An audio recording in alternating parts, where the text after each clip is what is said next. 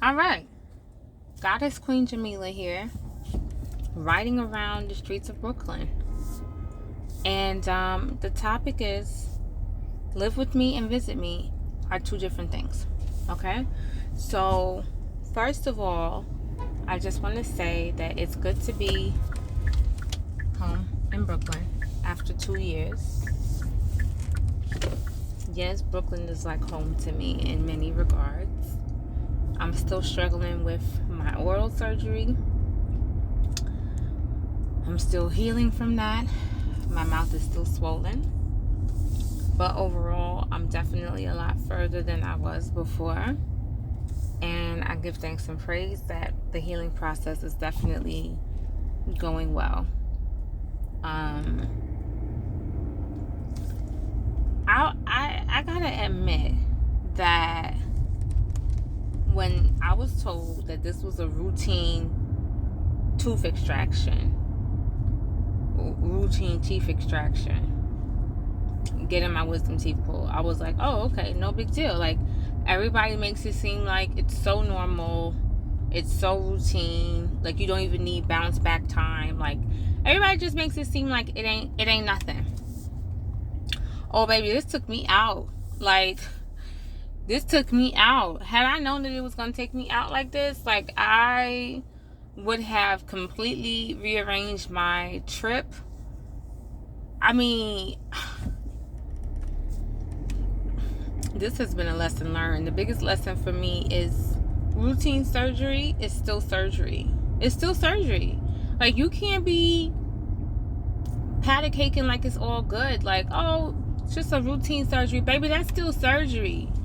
And the way that surgery affects your body at 20 is different from when you're 30. It's different from when you're 40. It's different from when you're 50. Everybody's recovery time is so different. Everybody's side effects and the things that happen as a result of surgery is so different. Like, we are all on a different healing trajectory. So even everybody's healing time is different. You know, something that might be lightweight for one person might be heavy for you. It might be heavy for you. So routine surgery is still surgery. Like, don't minimize it. And this is the second time that I've minimized surgery and gotten my socks knocked off of me, because I minimized it before with my gallbladder surgery, and that damn near took me out. Okay, I was looking like, okay, I don't know, this might have been a bad idea. You know what I'm saying? But with this one, it definitely, it's been a month. It's been a month, and my tongue is still numb. My tongue is still feeling pins and needles. My mouth is still swollen after a month. I'm still going to, the doctor, and that's a big thing. Being in New York allowed me to be able to go to a proper doctor. Like, the doctor I had in Tanzania, she was fine, but she wasn't really fine because she didn't explain everything to me. I wasn't prepared mentally for any of this. I didn't know the risks with taking out 4 teeth, much as taking out this tooth.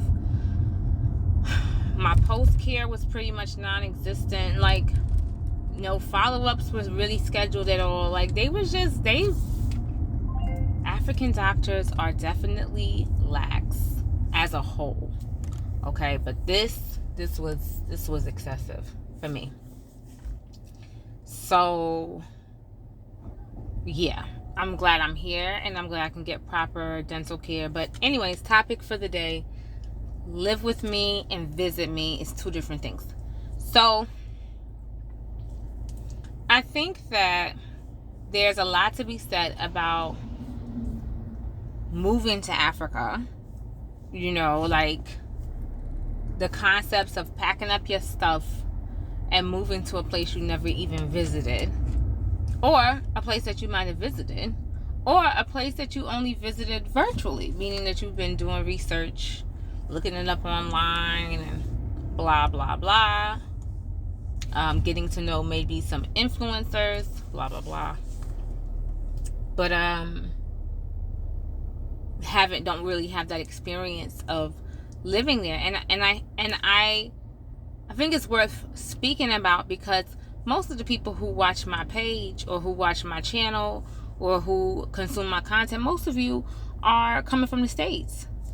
Coming from the States. Like, you're coming from America at the most. Some of you are coming from UK. And you have seen other people do it. You may even know somebody who's done it or know of somebody who's done it. And you may be considering it for yourself. There's a few things that you should not do, or a few mistakes that you should be aware of that people make over and over again that you're not going to make, because I'm telling you now in this video, don't make these mistakes. All right. And there'll be like more topics around this particular subject, moving to Africa. But the first thing you should not do, or whatever, first thing you should do is reach out to people who you have been following online and who you know live in that place. Like, that seems to be pretty much common sense for me, but it's not common sense for everybody. Like, what I have seen, let me tell you what I've seen. What I've seen is people know somebody's living there and then be like telling that person who lives there, oh, I'm coming there soon. Like, oh, I already booked my ticket, I'll be there in a week, or something like that. And then they go about their business like either trying to do a solo trip on their own or a trip with someone that they don't actually know. And that's not a good rule of thumb. That's not a good practice. Like, if you know someone, you may know them from high school, from college, you may have met them through a friend.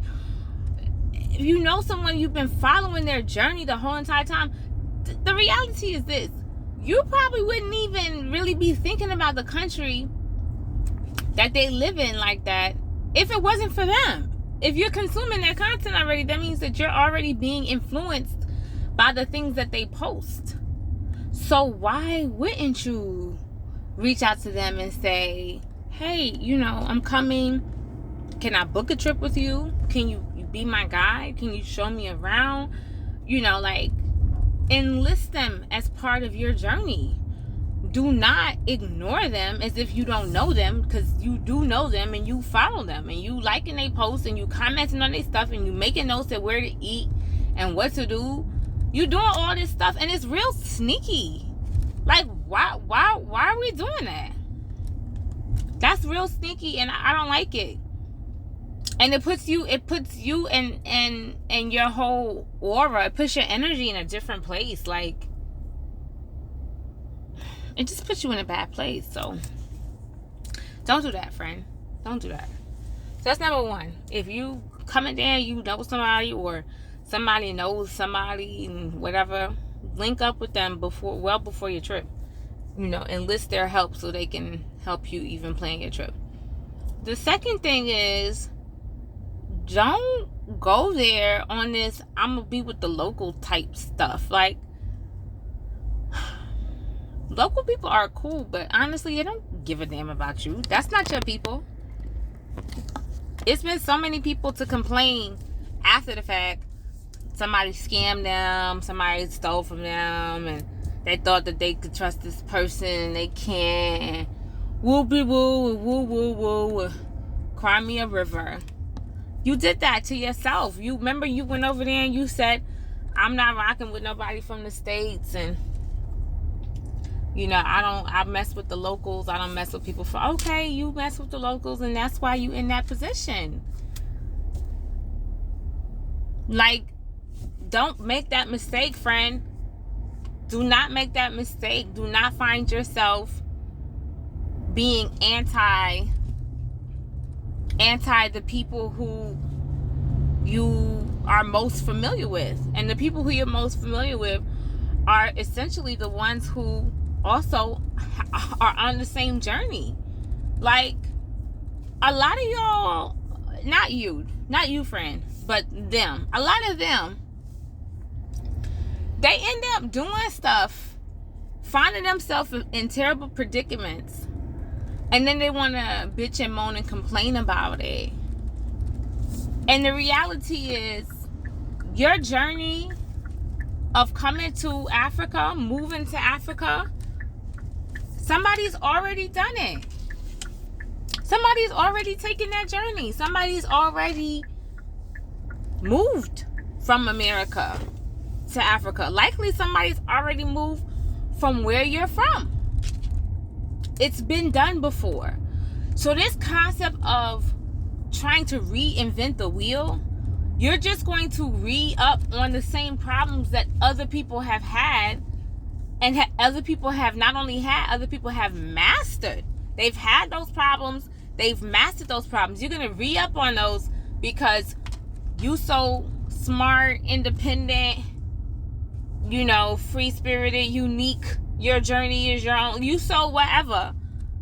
They so whatever, because it's not you, friend.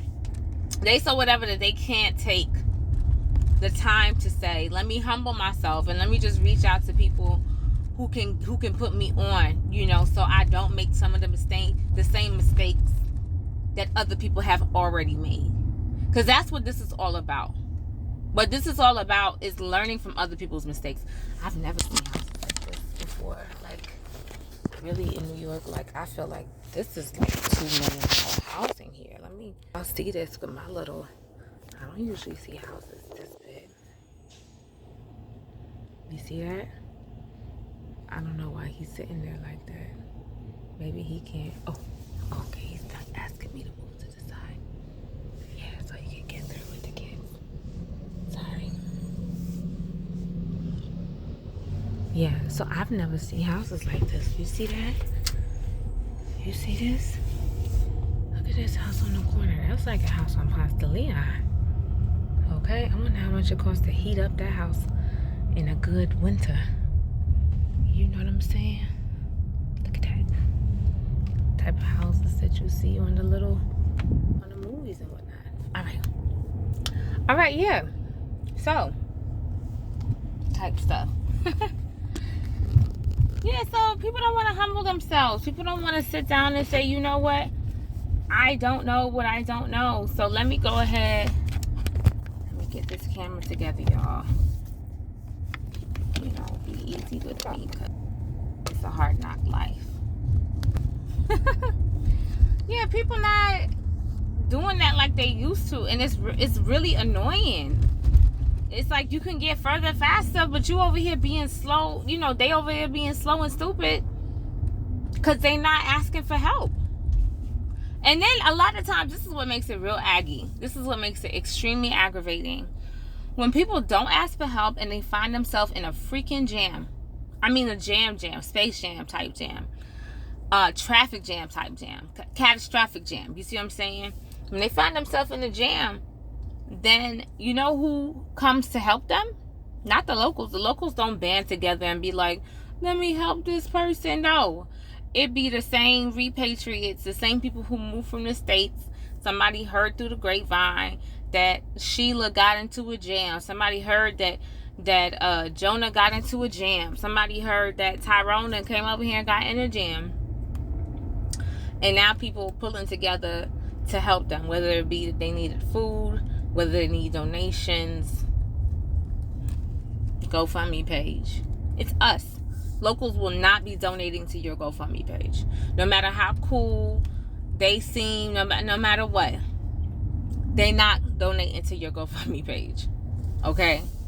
And depending on what country you're in the first place, the locals might be the one who set you up to be in that jam in the first place. That's just speaking facts.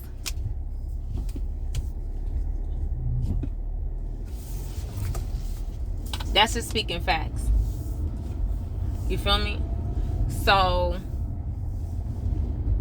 you gotta be real smart about making the moves that you make. When I was leaving from one country and doing my tour, all the places that I went, I knew somebody, or I knew somebody who knew somebody who linked me up with somebody else. There was not one country that I went to where I didn't know somebody who linked me with somebody or knew somebody. Because what? I'm not going to be figuring it out. What, do you get any credit for that? I mean, realistically speaking, do they get any extra credit when they go there and struggle and have to learn it the hard way? Like, when they have to learn it the hard way, is there any credit that they get? Is there some bonus points somewhere that accrue rewards points? It's no point in that. It's a waste of time. I'm glad I got that off my chest, because that's been burning me. And it can get real stupid. Like, this is the thing. Repatriates can be mad annoying. Like, super annoying. Why? Because these are simply people who left from the same dog eat dog hamster wheel. And a lot of times they wasn't doing their spiritual work where they was at. They was in Detroit. They was in Chicago. They was in DC. They wasn't doing no spiritual work. So now they come over here with their unhealed self. They come over here, they not healed. And they coming over here with their trauma and with their drama and with their BS. And you don't really want to deal with that. And that's fine. Nobody's telling you to deal with that. But what I am telling you, and this is the sub note, what I am telling you is, number one, anytime you find yourself attracting people with heavy trauma and drama, number one, look at yourself. Because that means that there's some cleaning that you need to do on yourself, because that's what you're attracting still. You're the one who attracted it. Because there are other people who moved to that place or visited that place and they ain't never met those people. So you're attracting it. So number one, look at yourself. And number two, keep mingling. You don't have to put those people in your pocket. You could throw them back in the ocean. But you can keep mingling. The same way, you know, when you were in the States, you had a job. There was, you know, Tammy at your job and she was messy. Okay, did you be like, oh, I'm not going back to work no more because Tammy's messy? No, you stopped dealing with Tammy. Tammy crazy. Okay, Tamika crazy, Tammy crazy, and Tanya is crazy. You don't mess with none of those T's. TTT, you don't mess with none of them. You move on. You don't be like, I'm not going back to work no more. Forget the job. I'm done with this job because of these crazy people. No, you move on. So keep that same energy and move on. You don't have to be buddied up with these people that you don't like, but you can come out to a social. You can sit down and eat and go home. You know, you might wind up meeting somebody really cool. Somebody just like you. Somebody who from the same place and know your cousin and is verified. She got a blue check mark. Like, yeah, like this is the type of person I want to hang out with. So definitely, those are two sub notes. But definitely be aware that the locals really are not vying for you. They're not your friend. They're not your family members. I don't care what country you go to. Unless you marry into a family, those are your family members, fine. But the locals are not your family members. So keep it trucking, keep it moving. You know, transactional relationships are very big. And that's the third thing that you should know. So the third thing that I want you to be aware of, or I don't want you to do, is I don't want you to go there thinking that there will be a plethora of people who are sitting around waiting to welcome you and waiting to give to you. Recognize that places like Africa are extremely transactional. Extremely transactional. It's an extreme amount of what can I get, what can you give me type stuff. What can you give me? What can I get? If I show you where the store is, are you going to give me something? You know, if I do this, are you going to give me something? And please, know your currency. Before you even go, please know your currency. That's another reason why you have to talk to people. Like, they can just eliminate some of these problems by just talking to people. Know your currency. Okay, what do I mean when I say that? I have met repatriates who get to places and they want to tip somebody, you know, for the completion of a transaction. but the tip that they give the person is like ridiculously astronomical. So they may give them like a $50 tip, and I'll be like, don't do that. And they be like, oh no, it's no big deal, like, you know, I just wanted to get something from my heart. And I'd be like, nah, you can get something from your heart, but that's too much. And what these people don't realize is you're setting a standard. Everything that you do, you're doing it on behalf of all of us. Okay? Like, it really is a group type thing. And even though you feel like you want to distance yourself from America, guess what? You still considered American when you're in Africa. So you're representing all of us. And if you tipping people $50, you over tipping people, you giving them too much money. What you're doing is training these brains that that's what the next person's supposed to do, or that's how we are, or that's what we do. We're so ignorant, we're so stupid that we're gonna over tip because we don't even know what the appropriate tip is. You understand? So when in Rome, do as a Roman. Like, please don't come over there and be in your American type stuff with that, oh, I'm gonna, you know, whatever. Don't do that, because you making it hard for the rest of us. You messing us all up, sis, as a collective. Come on, friend. So that's it for now, because I could really talk about this particular subject from night into day. Whew. Like I said, it's so much to learn. It's so much to learn. But I give thanks and praise. Africa is definitely an experience. It's definitely a lot of healing. It's definitely a lot of growth. It definitely provides a lot.